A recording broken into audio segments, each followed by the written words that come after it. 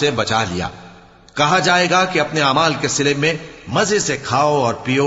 تختوں پر جو برابر برابر بچھے ہوئے ہیں تکیے لگائے ہوئے ہوں گے، اور بڑی بڑی آنکھوں والی حوروں کو ہم ان کی بیویاں بنا دیں گے، اور جو لوگ ایمان لائے اور ان کی اولاد بھی راہ ایمان میں ان کے پیچھے چلی، ہم ان کی اولاد کو بھی ان کے درجے تک پہنچا دیں گے، اور ان کے اعمال میں سے کچھ کم نہ کریں گے۔